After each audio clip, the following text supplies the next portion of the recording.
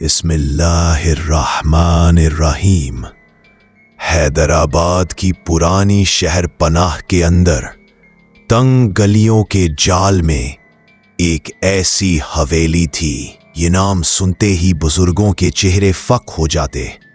माएँ अपने बच्चों को इसके आसपास जाने से मना करती और रात गए गुजरने वाले रक्षा ड्राइवर भी इस गली का रुख करने से गुरेज करते। हवेली की बैरूनी दीवारें सफेद चूने से बनी थीं, मगर वक्त ने उन्हें कालक की तरह काला कर दिया था।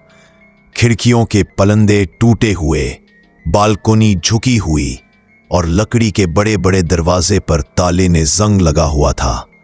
एक अंधेरी रात थी, मूसलाधार बारिश हो रही थी, आसमान पर बिजली कड़क रही थी। उसी रात 3 नौजवानों आरिफ, समर और जैनब की गाड़ी उसी गली के सामने खराब हो गई। यहां से बाहर निकलना जरूरी है, समर ने कहा। पहले दोस्त था जो हमेशा महमजोई के लिए तैयार रहता था। शहर से बाहर एक पुरानी हवेली है, वहां पनाह ले सकते हैं। आरिफ, जिन्नात? समर हंस पड़ा। तुम अब भी अफसाने मानते हो? ये सिर्फ एक पुरानी इमारत है। जैनब, जो खामोश थी, ने कहा, मुझे बुरा महसूस हो रहा है। लेकिन समर ने उन्हें मना लिया और इस तरह वो तीनों टॉर्च की रोशनी में बारिश में भीगते हुए हवेली की तरफ चल पड़े। जैसे ही वो हवेली के करीब पहुंचे, हवा में एक अजीब सी सीटी बजने लगी। दरवाजा खोलने पर जंग आलूदा ताला खुद ब खुद खुल गया, जैसे कोई इनका इंतजार कर रहा हो। अंदर का मंजर खौफनाक था। धूल में ढके हुए फर्नीचर, जाले लटके हुए और हवा में सड़ांध का एक भारी एहसास। देखा, समर ने फख्र से कहा, कुछ नहीं हुआ। लेकिन आरिफ ने महसूस किया जैसे कोई उन्हें देख रहा है। उसने मुड़कर देखा तो उसे एक सियाह साया दीवार के साथ से गायब होते दिखाई दिया। रात गहरी होती गई। वो एक पुराने हॉल में सो गए। आरिफ ने एक ख्वाब देखा। एक खूबसूरत लड़की सफेद लिबास में उसके पास आई और मुस्कुराते हुए बोली, यहां मत रहो, वो तुम्हें मार डालेगा। वो तुम्हें क्या हुआ? आरिफ ने पूछा। जैनब ने डरते डरते कहा, मैंने एक औरत को देखा, वो रो रही थी। उसने कहा कि हमें फौरन यहां से जाना चाहिए।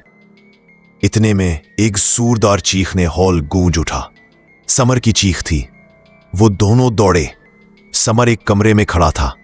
उसका चेहरा खौफ से सफेद पड़ गया था। उसने एक पुराने आईने की तरफ इशारा किया। इसमें एक औरत थी। वो मेरे पीछे खड़ी थी। इसकी आवाज कांप रही थी। आईने में अब कोई नहीं था, लेकिन आरिफ ने महसूस किया कि हवा में एक ठंडक फैल गई है। अगली सुबह बारिश रुक गई थी, लेकिन जब वो बाहर जाने लगे तो दरवाजा खुद ब खुद बंद हो गया और इस पर ताला लग गया, जैसे किसी नामालूम कुव्वत ने उन्हें अंदर कैद कर दिया हो। यह कैसे हो सकता है? समर ने हैरान होकर कहा। दरवाजे को जोर से हिलाने लगा। जैनब ने एक खिड़की से बाहर झांका। ओ माय गॉड, वो चीखी। बाहर वही गली थी, वही इमारतें थी, लेकिन सब कुछ वीरान और बर्बाद था, जैसे कई साल गुजर गए हों। और आसमान खून की तरह सुर्ख था। समर ने अपना फोन निकाला। कोई सिग्नल नहीं है। तभी उन्होंने ऊपर से एक आवाज सुनी, एक धीमे रोने की आवाज। जैनब ने कांपते हुए हाथों से आरिफ का हाथ थामा। चलें यहां से, वो आवाज की तरफ बढ़े। सीढ़ियां चढ़ते हुए उन्हें महसूस हुआ जैसे कोई उनके पीछे है। जब भी वो मुड़कर देखते, कोई नहीं था। एक कमरे का दरवाजा आहिस्ता से खुला हुआ था। अंदर एक औरत पैठ किए हुए खड़ी थी, सफेद लिबास में, अपने बाल बना रही थी। माफ कीजिए, समर ने आवाज दी। औरत ने रुकना बंद कर दिया। आहिस्ता से सर घुमाया। उन्होंने देखा, उसका चेहरा बिल्कुल खाली था। आंखें, नाक, मन, कुछ नहीं था। भागो, आरिफ ने चीख कर कहा। वो भागे। पीछे से खौफनाक कहकहे की आवाज आ रही थी। नीचे आकर उन्होंने देखा कि हॉल में फर्नीचर की तरतीब बदल गई थी। एक पुराना पियानो खुद ब खुद बजने लगा। हम मर जाएंगे, जैनब रोने लगी। समर, जो अब तक का सबसे ज्यादा डरा हुआ था, बोला, हमें कोई रास्ता ढूंढना होगा। उन्होंने हवेली के नीचे तहखाने का दरवाजा ढूंढा। वहां उतरते हुए उन्हें एक बू आई, गले सड़े गोश्त और जमीन की सी। तहखाने में एक मंजर ने उनके होश उड़ा दिए। वहां लाशें थी, कई लाशें मुख्तलिफ जमानों के कपड़े पहने हुए दीवारों से लटकी हुई थी, और दरमियान में एक मेज थी जिस पर एक बड़ी सी किताब खुली पड़ी थी। आरिफ ने किताब का उराक पलटा। ये एक डायरी थी, नवाब सद्दीकुद्दौला की डायरी। इस ने पढ़ा, मैंने उसे कैद कर लिया है। मेरी बेटी ज़ैनब, जिस पर बदरूह काबिज हो गई है। मैं उसे मार नहीं सकता, इसलिए मैंने उसे इस हवेली में कैद कर दिया है। लेकिन वो कमजोर नहीं हो रही, वो मजीद ताकतवर होती जा रही है। वो दूसरों की रूहों को खा जाती है। ज़ैनब, उन्होंने अपनी दोस्त की तरफ देखा। ज़ैनब का चेहरा बदल गया, उसकी आंखें सियाह हो गईं। तुमने आखिरकार जान लिया। उसकी आवाज बदल गई थी, गहरी और खौफनाक हो गई थी। मैं वही हूं जिसे तुम ज़ैनब समझते हो। असल ज़ैनब तो कई साल पहले मर चुकी है। मैं उसके जिस्म में हूं। आरिफ को सब कुछ याद आया, कैसे वो ज़ैनब से मिले, कैसे उसकी शख्सियत में तब्दीली आई, और कैसे वो उस हवेली में आने पर इसरार कर रही थी। तुम्हें यहां लाना मेरा मकसद था, बदरूह ने कहा। तुम दोनों मेरी ताकत को बढ़ाने के लिए हो। सुमर ने ज़ैनब पर हमला करने की कोशिश की, लेकिन एक नामालूम कुव्वत ने उसे पीछे धकेल दिया। बदरूह ने कहकहा लगाया, तुम बच नहीं सकते। इतने में आरिफ ने डायरी में आगे पढ़ा, सिर्फ एक ही तरीका है उसे रोकना। हवेली के मरकजी हॉल में एक जाली है, उसके नीचे एक तहखाना है। वहां उसकी असली हड्डियां दफन हैं। अगर उन्हें नमक और लोहे के साथ जला दिया जाए तो वो हमेशा के लिए खत्म हो जाएगी। आरिफ ने समर को इशारा किया। वो दोनों भागे। बदरूह उनके पीछे आई, उसका जिस्म हवा में तैर रहा था। हॉल में पहुंचकर आरिफ ने जाली ढूंढी। उसे उठाते ही उन्हें नीचे एक छोटा सा कमरा दिखाई दिया।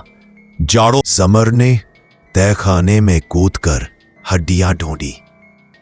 उसने अपने पास रखे नमक और एक लोहे का टुकड़ा इस्तेमाल किया।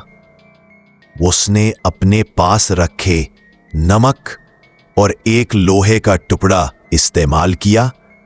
उसने अपने पास रखे नमक और एक लोहे का टुकड़ा इस्तेमाल किया। उसने अपने पास रखे नमक और एक लोहे का टुकड़ा इस्तेमाल किया। फिर बिल्कुल साफ। Imagine yourself in this space. Maybe you're like something like this. बिल्कुल uncertain what's happening here. But beware, where you might be using your eyes to something terrible happening from below. No general public can predict which way your smile will come from. We simply can't see many and take no pleasure in your houses. We cannot even see a rocket back there. But things seem to be kicking up in the darkness, where the shadows melting into darkness. All we can see is shadows melting into darkness. That's what seems both the past and the future. It did. Arif और summer ने कभी किसी को ये कहानी नहीं सुनाई, लेकिन वो जानते थे कि हवेली अब भी वही खड़ी है, अपने अगले शिकार का इंतजार कर रही है। और अब ये नई कहानी शुरू होती है।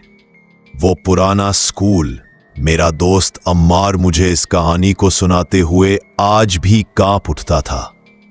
ये वाकया उसके साथ 2 साल पहले पेश आया था, जब वो और उसके दोस्त साकिब और उनका एक और साथी एक पहाड़ी इलाके में गाड़ी से सफर कर रहे थे। हमारी गाड़ी ने अचानक काम छोड़ दिया। ज़ैन, मार ने अपनी आवाज में लर्जा महसूस करते हुए कहा। रात का अंधेरा तेज हो रहा था और हम एक ऐसी वीरान जगह फंस गए जहां मोबाइल नेटवर्क तक नहीं था। सामने सिर्फ एक पुराना बर्बाद हुआ स्कूल इमारत खड़ी थी। अम्मार ने बताया कि वो स्कूल की इमारत इंतहाई खस्ता हाल थी। खिड़कियों के शीशे टूटे हुए, दीवारों पर पेंट फटा हुआ और दरवाजे पर बड़ी सी जंजीर लगी हुई थी जो किसी ने तोड़ दी थी। हमने सोचा उन्होंने जंजीर तोड़कर अंदर दाखिल होने का फैसला किया। अंदर का मंजर और भी ज्यादा खौफनाक था। फर्श पर गर्द की मोटी तह जमी हुई थी, दीवारों पर पुराने नक्शो निगार थे और हवा में एक अजीब सी बू थी, जैसे कोई चीज सड़ रही हो। सबसे पहले हमें अजीब आवाजें सुनाई दी। अम्मार की आवाज में कानपन वासे हो रही थी, जैसे कोई बच्चे कहीं खेल रहे हो, लेकिन वहां तो कोई नहीं था। रात गहरी होने के साथ ही वाकयात ने डरावना मोड़ लिया। उन्होंने देखा कि क्लासरूमों की कुर्सियां खुद ब खुद हिल रही थीं, तख्ता स्याह पर कोई नामालूम कुव्वत लिख रही थी और कहीं से बच्चों के रोने की आवाजें आ रही थीं। साकिब ने एक क्लासरूम में एक पुरानी डायरी देखी। अम्मार ने बताया उसमें लिखा था कि ये स्कूल 50 साल पहले एक आग के हादसे में बंद हो गया था, जिसमें तमाम तलबा और असातिज़ा जलकर मर गए थे।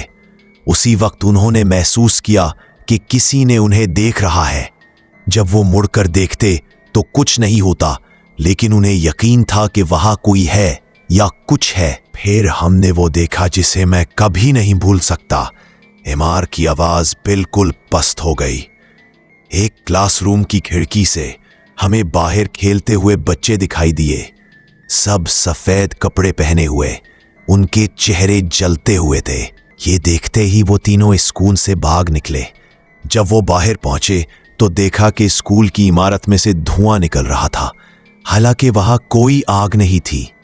सबसे डरावनी बात यह थी, एमार ने खौफजदा अंदाज में कहा, जब हम गाड़ी की तरफ भागे तो हमारी गाड़ी खुद ब खुद ठीक हो गई थी, जैसे किसी ने हमें वहां से जाने दिया हो। एमार आज भी यकीन रखता है कि वो स्कूल में मुर्दा बच्चों की रूहें फंसी हुई है, जो हमेशा के लिए इसी स्कूल में कैद है, और वो किसी जिंदा शख्स को अपने साथ कैद करना चाहती हैं। ये कहानी सुनाने के बाद एमार हमेशा कहता, ज़ैन, तुम्हें कभी भी वीरान इमारतों में नहीं जाना चाहिए। तुम नहीं जानते कि वहां कौन सी मखलूक तुम्हारा इंतजार कर रही होगी।